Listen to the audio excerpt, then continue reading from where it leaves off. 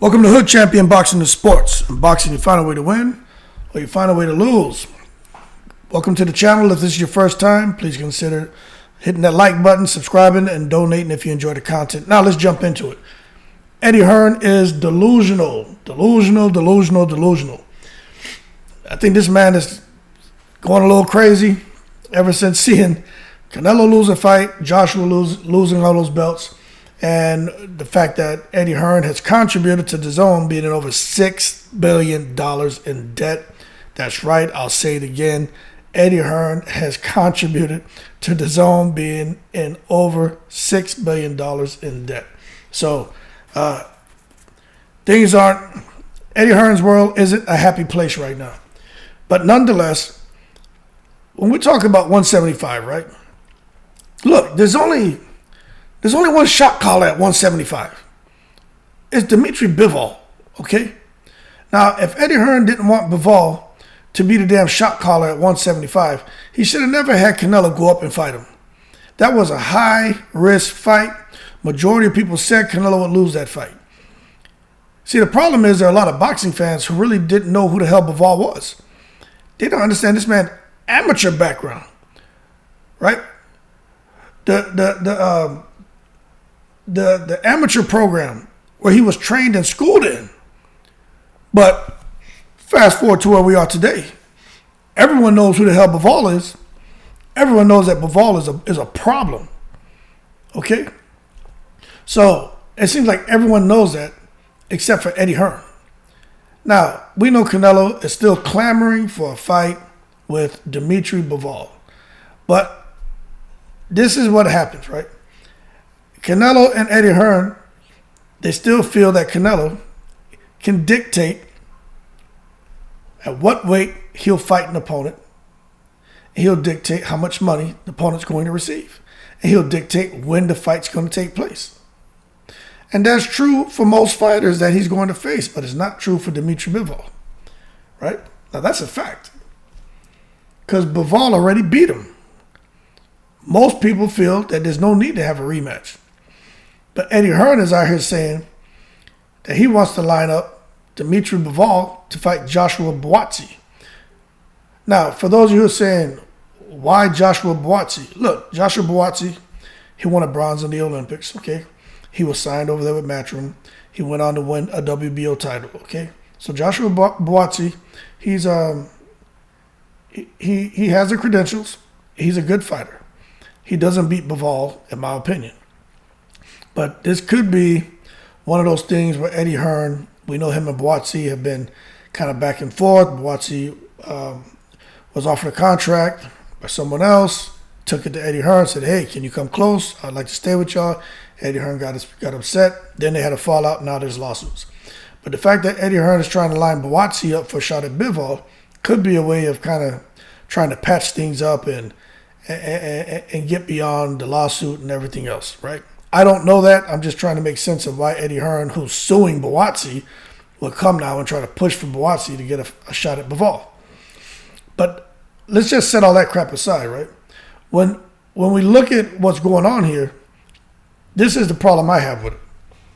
Eddie Hearn is saying that if Bivol beats Buatsi, he can earn another fight with Canelo. I think Eddie Hearn has it a little bit backwards, okay? That to me is just complete madness. Like at some point we really got to start, worrying about the mental health of Eddie Hearn. Because for Dmitry Bivol, right, who's a WBA light heavyweight champion, right, for him to come and to defend that against Joshua Buatsi, who's ranked the number one, okay? Now, he will win. Then they want to push for that rematch with Canelo in September. But we know, and this is where let's stop and really analyze this. Bivol wants to fight the winner of Yarde and Bertabiev for the undisputed. They're not letting that happen, okay? So let me show you how this works. The WBC, I think the WBC and I think the WBA are working together to make the most money possible between the two. Now, the WBC is blocking Bivol from going into a fight, that undisputed distinction against the winner of Beterbiev and Yarde. Right? The WBC is blocking it. They're pushing Caleb Smith.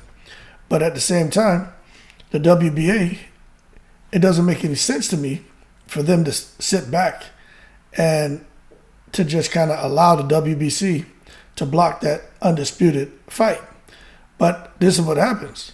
The WBC gets an opportunity to have their belt defended twice, which Bivol will go now and fight Buatsi.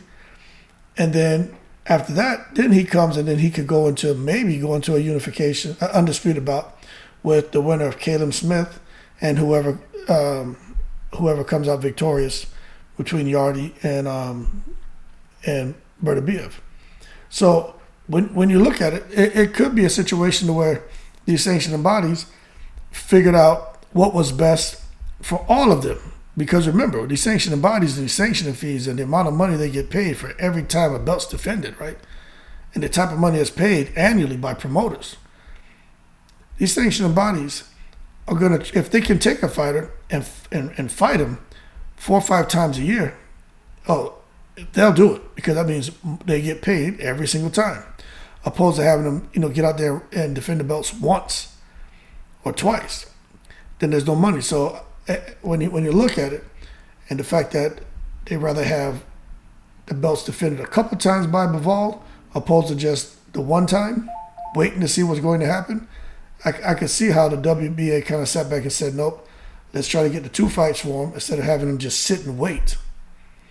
It kind of makes sense. So that's why you see Eddie Hearn trying to push this guy Buatsi. But at the end of the day, when you really take a look at it,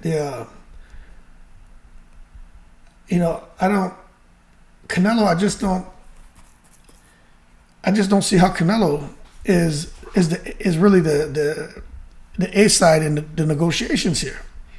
Now, they're also trying to drain Bivol to have him come down to 168 and have him fight.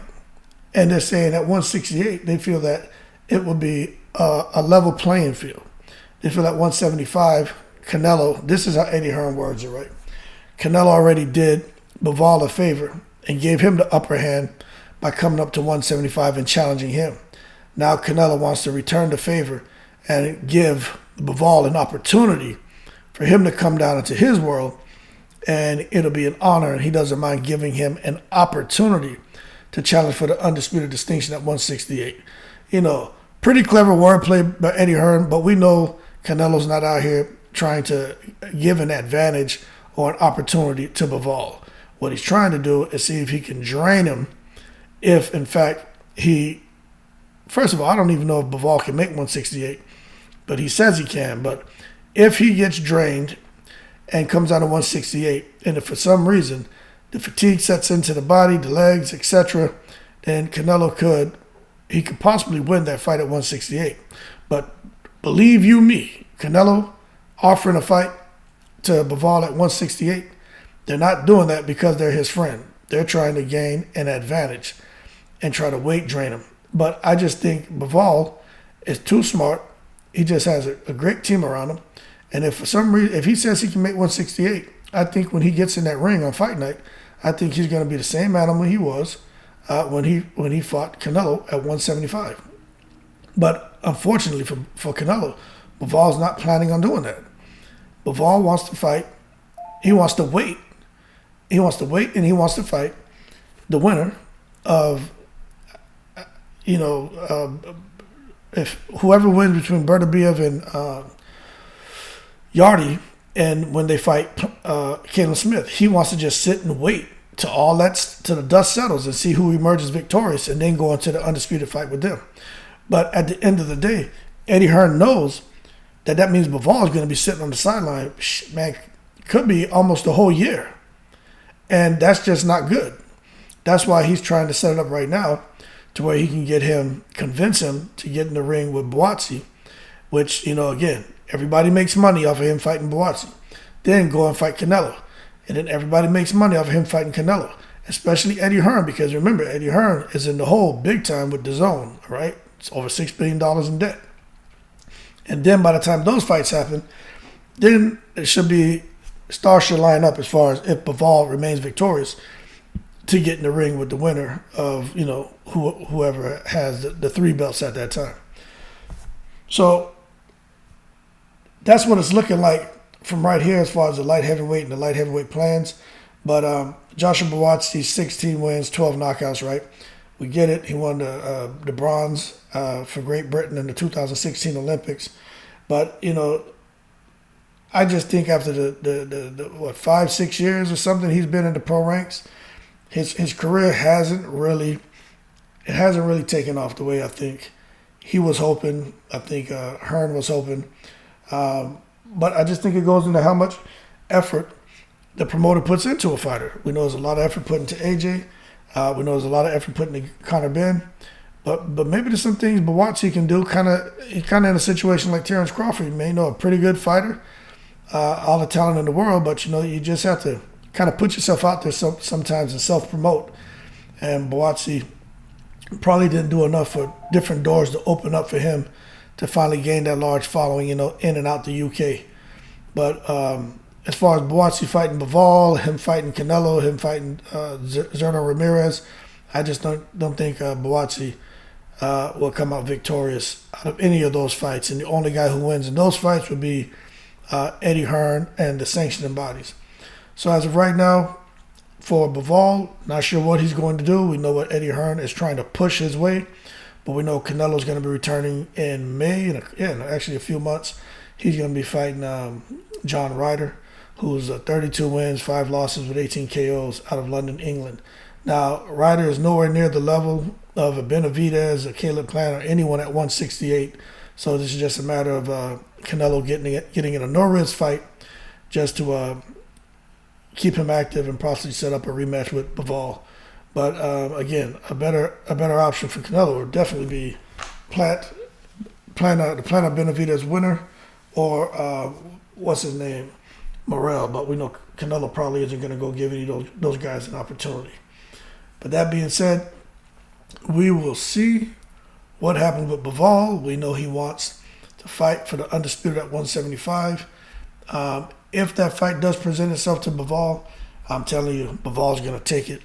And all this other stuff Hearn's trying to push on him, the Buatsi fight and Canelo, it's not going to matter, because Bivol, he doesn't care about money. Bivol is actually a fighter who, he's all about legacy, you know, and that's what he's after right now.